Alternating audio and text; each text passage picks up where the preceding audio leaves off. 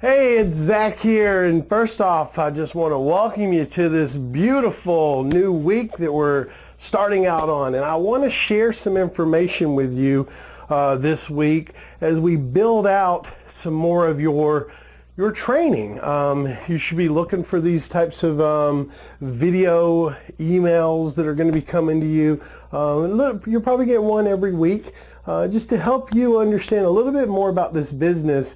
And on top of that, help you kind of get some understanding and ideas of what you should be doing or what is going to work in the business. So I encourage you to watch these. I encourage you to engage on these training videos, and that way you can become a better investor, right? For those of you that are just joining me and haven't really been part of my student base for a while, I'm Zack Childress, and we're from REI Success Academy, and you might have some of our courses, you may not.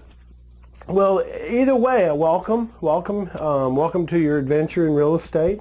It's one of those amazing journeys that'll take you to amazing places if you stick with it, right? You just got to keep doing it and keep doing a little bit every single day. So this is our Whiteboard Mondays. Yay! Whiteboard Mondays. So what we're going to start off with is marketing part 1.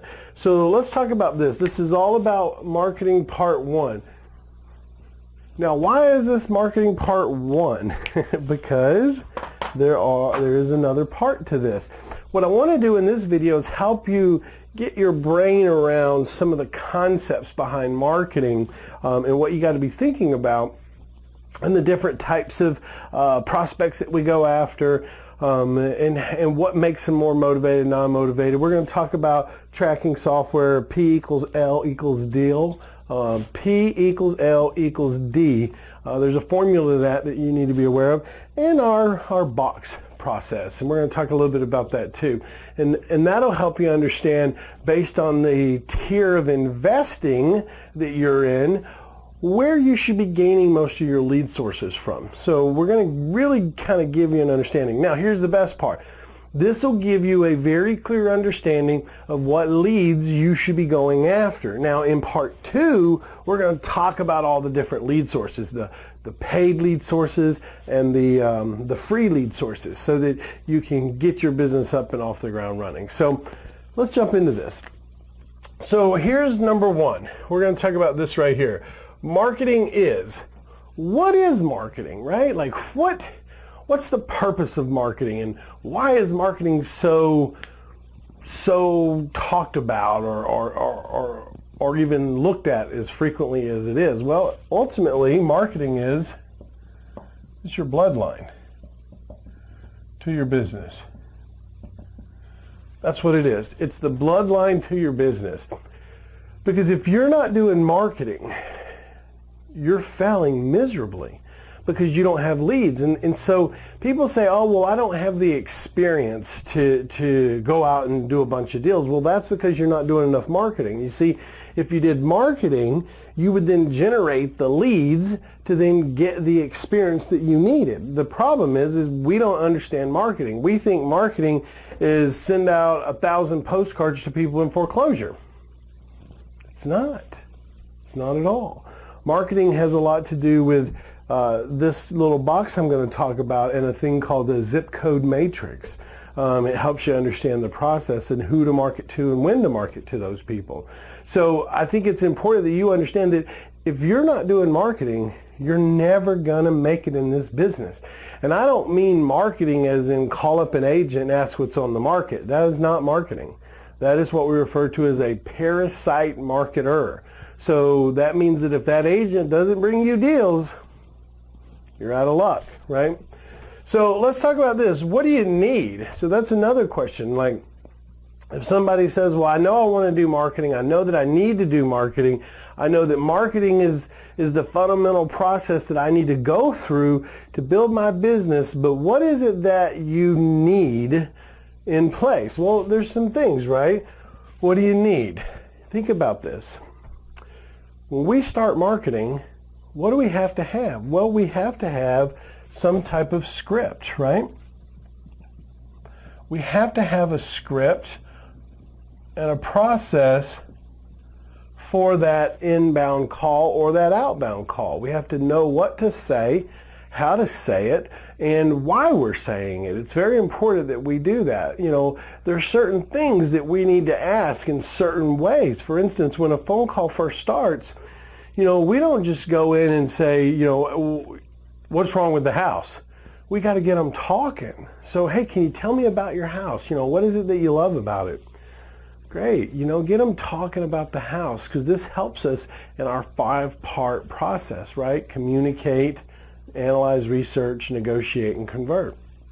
The communication stage is through these scripts and stuff, but we got to have those in place so that when we get leads in, right? Another thing we have to have in place is some type of intake. An intake process, like a landing page, a call center, right? We have to have those in place, something to capture information when a prospect comes to us, or when we're intaking that process or that prospect, that we can capture that information. We can build our prospect list so that we can keep following up and communicating with that prospect over time. So we know what to say to them. We know how to intake them. So some other things that we'll need when we're dealing with marketing is systems, right? We need systems in place. What is systems? Systems and tools. This would be like your direct mail list, right? Because we have to be able to find direct mail. This would be like online sites or software that we talk about over here to help capture those prospects coming in. Or to be able to go out onto the web and figure out who is motivated, or send direct mail out. Or another great one, that if you need to know what you need to do, is simply time blocking. You have to block time for marketing. And what could that time blocking look like for you? Well, that time blocking could be blocking time to call for sale by owners, to call rental ads, to property management companies, call hard money lenders, see if they have anything that they've taken back. You know, to go on sites like, you know, section8.gov, to go on sites like Kijiji, Backpage, you name them. There's tons of sites out there. All the for sale by owner sites, the owner will carry sites, different sites like this, that we can start blocking time to communicate with prospects as we start bringing those prospects in. But some of the fundamental things that you're going to need is scripts. You got to have a script to know what to say to these prospects. You're going to need an intake. So how do we intake that prospect? What is it? A landing page, a call center's in place so that we can help filter that. And then to get the leads, we have to block time to make our phone calls, and we have to have systems and tools like direct mail or using online sites that can generate leads for us. And there's a lot of other these types of lead service process that we're going to talk about in part 2. But this will help you get going here. Now, what are the different types? This is important for you to understand, because this is where sellers or investors get really confused, because you have what's called private sellers and you have what's called public sellers. Okay? Write that down, private and public. And the reason that I want you to write that down is because of this. A private seller lead is a seller that is not being exposed to the masses, okay? These are people that we target with our marketing campaigns, and we centralize a targeted message to that private seller lead, and it's easier for us because nobody else is working that seller lead, right? We are typically the only ones working it, so we don't have a lot of competition. It puts us in a better position in the long run. Now, a public seller lead is something that you might get off the MLS. Everyone knows about it. Multiple people can make offers on it, and the seller knows that. That's the reason they do that. So it puts you in a disadvantage when it comes to negotiations or working a better creative strategy like seller financing. So you have to understand the difference in a private and a public seller lead, and this takes us to this little 4-part box over here and how that looks in your strategies. So let's take a minute and let's draw that out for you. So I'm going to erase all this. I hope you've gotten it already. But let's talk about your 4-part box, okay? because the 4-part box kind of helps us understand this entire public and private process. So if we have a box, if you want to draw a box on your paper right now, and we break it into 4 quadrants, okay? So that's what it's going to look like. Inside these 4 quadrants, what you need to understand is this helps you understand your different tiers. So we have Tier 1 investing, we have Tier 2 investing, Tier 3, and Tier 4, right? So what is a Tier 1 investing? Tier 1 investing is wholesaling, and it's all the different ways of wholesaling.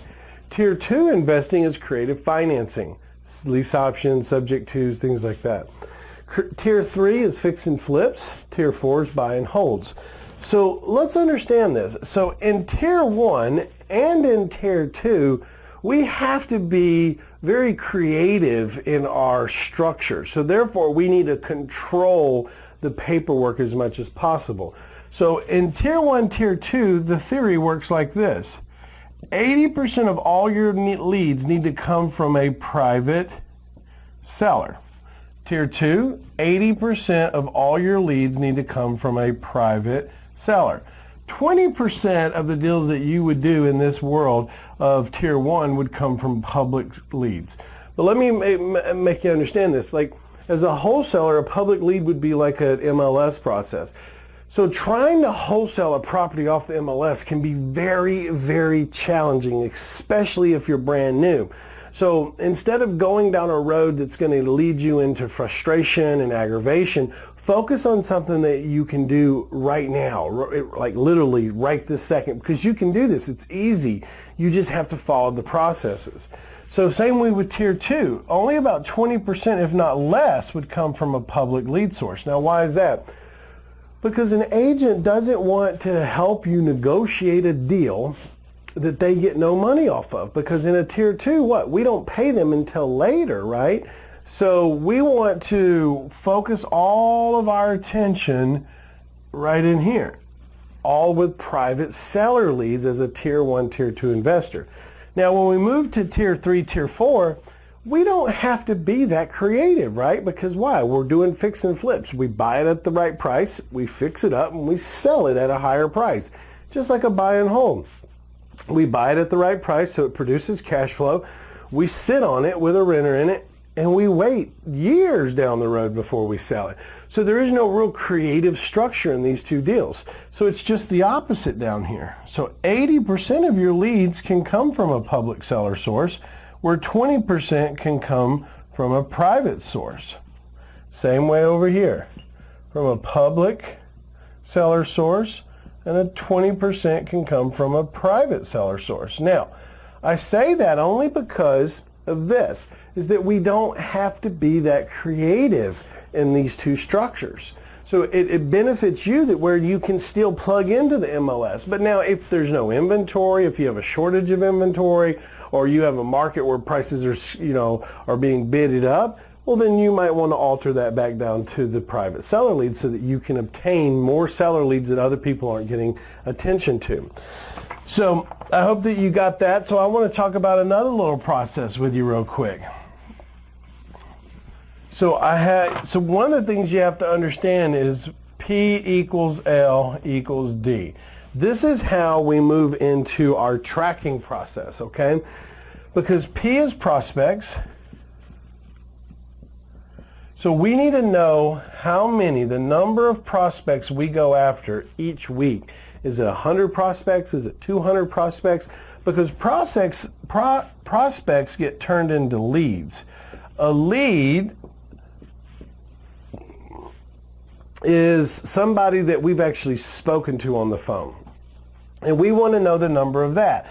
Because if we know our ratio of how many prospects we went after, say it was 1,000, and then we know out of that we ended up talking to 50 leads, then we can now start to formulate, right? So we know our percentage is roughly